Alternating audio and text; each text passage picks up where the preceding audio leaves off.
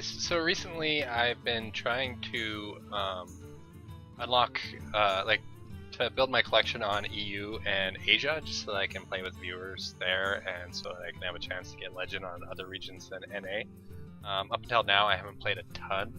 I played a little bit, so I have a few cards, but nothing to build really any strong competitive decks.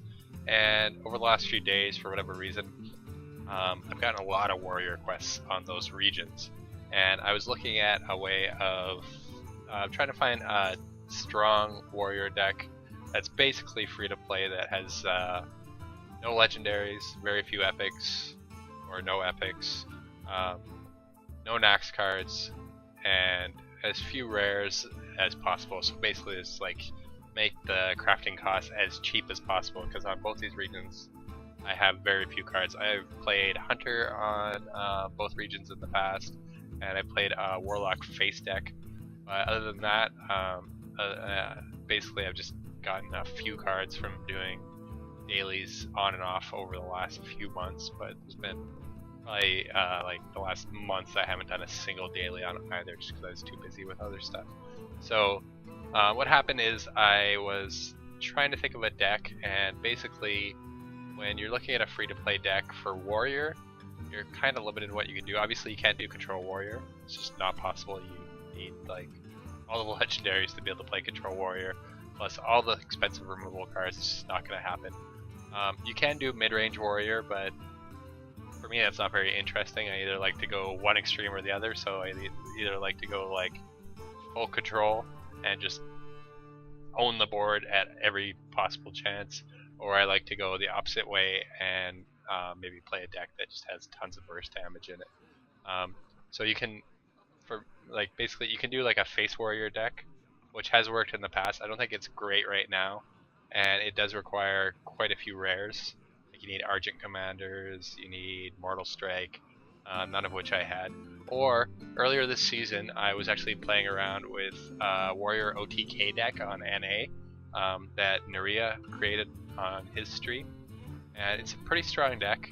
It's based around Raging Worgen and getting Inner Rage, Charge, and Rampage on it, and basically being able to do like 22 plus damage in one turn from an empty board. It works fairly well, it's reasonably consistent, and it's a fairly cheap deck. The change I had to make though was that it does have a few epics in it that I didn't want to craft right away, because I have very little dust. You can see my collection on, this is EU. My collection is pretty slim. I don't have even a lot of rares, and for warrior, basically I have most of the common cards. I have no rare cards for warrior, so I had to make some substitutions. So we'll take a look at the deck. So basically, like it's the same combo as Neria's deck, but he was running a few cards that I just do not have access to at this moment. I do have 400 dust, so if I wanted to I could craft some of them, but excuse me, I wanted to make this deck as cheap as possible. So I'll go over the individual cards and explain what the basic purpose of the whole deck is. Basically, Raging Worgen is the foundation of the deck. Raging Worgen is going to kill your opponent when you play this deck pretty much 100% of the time, because otherwise you just don't have enough damage. So the goal is to play Raging Worgen, Charge, Inner Rage, and Rampage, and then potentially, that's a total of 8 mana. So 8 mana for 22 damage, with the potential for more damage if you happen to have a second Inner Rage, or Cruel Taskmaster, or a second Rampage. So you can do anywhere from 22 damage up to, I guess if you had a second Rampage that would be 28, and a second Inner Rage would make it 32. So that's 32 damage for 10 mana.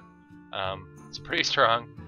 You would think that that combo, because it requires so many cards, is not very consistent, but this deck is basically tuned all around two things. One, removing your opponent's board whenever possible, and two, drawing as many possible cards. So basically we have Inner Rage to buff our Raging Worgen. Potentially you can use it to buff your other minions to remove, but you always want to try to save at least one Inner Rage, because it being 0 mana is often what's the deciding factor in winning a game, because the earlier you can get a combo out, the better. If you can get it out on turn 8, they don't have turn 9 and 10 to play taunt, so if you get that combo out and kill them on turn 8, you win, right? But if you don't have the combo on turn 8, and maybe they play like Sledge Belcher and something else on turn 9, then all of a sudden you're in a situation where you're having to remove a minion, and it becomes much more difficult. Execute is there to remove big threats and taunts. Whirlwind is there to potentially, if you just happen not to have Inner Rage, or for whatever reason you've used both your Inner Rages, you can use it on the Raging Worgen. It is 4 less damage to the combo, so it's not as good. Or for like Face Hunter, Face Lock, just giving you enough damage to potentially execute or just clear a bunch of small minions off the board. Fiery War Axe, self-explanatory.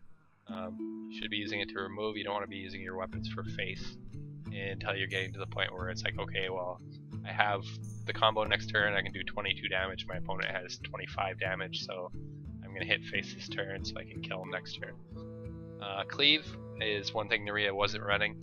The only reason I ran it is because I basically had 29 out of 30 cards, and Cleave against Zoo, Hunter, and Shaman is sometimes, if you can get it out, if they have a strong opening and you can cleave their strong opening away on like turn 2 or 3, it will buy you a couple extra turns, because it's a couple extra turns of you not taking like 4 damage. So Cleave can work out fairly well. Rampage is just there to go on your Raging Worgen. Occasionally you may find yourself with like 2 in your hand and you're facing down a minion that you really need to remove, and maybe you have like Acolyte of Pain that's damaged on the board. You can use one of your Rampages, but you always need to save at least one for the combo. Slam, basically it's a cantrip, it's card draw, or in worst case scenario, you can use it to remove like a Knife Juggler if you don't have any other way to remove it. Using Slam on your own Acolyte of Pain is a pretty good move, because it means that you're drawing at least 2 cards from the Acolyte of Pain, plus 1 card from the Slam. So it's pretty strong. That's cycling through 3 cards in your deck. Cruel Taskmaster, pretty self-explanatory. It's not essential for the combo, so you can use it a little bit more freely than you would like Inner Rage, because Inner Rage is much better for the combo than Cruel Taskmaster is. But yeah, you're going to use it to buff your minions to clear their minions. You're going to use it to clear like Web Spinners or Loot Hoarders off the board, and you can use it to proc Execute. So Cruel Taskmaster is pretty good. Loot Hoarder, another cantrip. You play it, hopefully it does 2 damage or kills a minion, and it dies, and you get another card. Charge. I don't know if you guys remember, but Charge used to be a 0 mana card back in the day. So basically, because Warrior Charge is a little bit too strong with the stuff you could do with Molten Giants and Brewmasters, they basically made it so that if you want to use Charge, it's 3 mana now, and the Warsaw Commander is only able to give Charge to low attack minions, or at least minions that start out with low attack. So Charge in itself is not as good a card anymore, but in this state it works really well with Raging Worgen, because it gives it 2 attack in addition to whatever other buffs you give it. Excuse me. Shield Block in Naria's deck. Shield Block has 2 functions: cantrip, it lets you Shield Block, Shield Slam. I don't have Shield Slam on this account or my Asia account, so I'm basically just using it as a cantrip and to survive a little bit longer, to give you a little bit more chance of drawing the combo. But typically with this deck, because there's so much card draw, by the time you get to the point where you could play the combo, usually you are down to like 10 or less cards, so there's a pretty strong chance, like you have to get pretty unlucky not to have drawn the combo at that point. Acolyte of Pain, again, card draw, it's always good. Raging Worgen, the heart of the deck. He's going to be doing a shitload of damage, so learn to love him. No Ocean Inventor, more card draw. Corcoran Elite, I added this basically in place of the 2 Shield Slams, because aside from like Heroic Strike, Warrior does not have a lot of other like super strong removal. Heroic Strike isn't really good enough. Like if you're doing a weapon focused deck, you can use Heroic Strike with like, potentially you could use Heroic Strike with Arcanite Reaper and do 9 damage. But I just felt like Heroic Strike wasn't strong enough. Corcoran Elite is reasonably strong, especially on turn 4 against a lot of minions. You can play Corcoran Elite and clear a minion, and occasionally still be left with your Corcoran Elite on the board. Or on empty or non-threatening board, you can play Corcoran Elite and do 4 damage to the face, and that's usually like 1 less card you need for the combo. So, and then finally, Neria's deck runs 2 Death Spites. I don't have any of Nax unlocked past the first wing on either Asia or EU. I just haven't had the time to grind gold to do it, and I haven't had the money to be able to unlock it.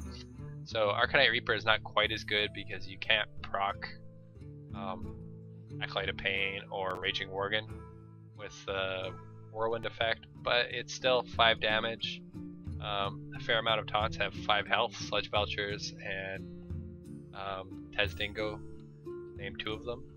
And again, like Corcoran Elite, if you are in a position where it's like, okay, well, I have a 22 damage combo next turn and my opponent has 26 health, you can swing into face with your Arcanite Reaper and hope that they don't play a big taunt and then get in there. So I'm going to upload a bunch of different games I played. Because I just had a bunch of Warrior quests, I played quite a few games with this deck on both EU and Asia, and spoiler alert, I went completely undefeated at not like amazing ranks, but I was like, I think in every game I was between like rank 18 and like rank 14, so I played a bunch of games and lost none of them. And I'm sure a lot of that's attributed to variance, but a lot of it's also attributed to the fact that when people play against Warrior nowadays, they expect one archetype basically. They expect Control Warrior, and they see you not really playing minions in the early game, and the minions that you do play are, except for Loot Hoarder, the early minions that you play are basically typical Control Warrior minions, so they are completely not expecting for you to do like 22 damage on turn 8, and often they don't play around pretty much anything that you're going to do, so they just basically keep kind of filling up their board and going for your face, trying to kill you before you can get your legendaries out that you don't have, and you end up just dropping this huge nuke all in one turn, and the sax music starts and you win the game. So I hope you guys enjoy this deck. I hope you have some success with it, and I'm gonna link like probably 5 or 6 short games that I played. I'll put links below the video to the deck and to the games that I played with it, and I hope you all have a good day. Thanks.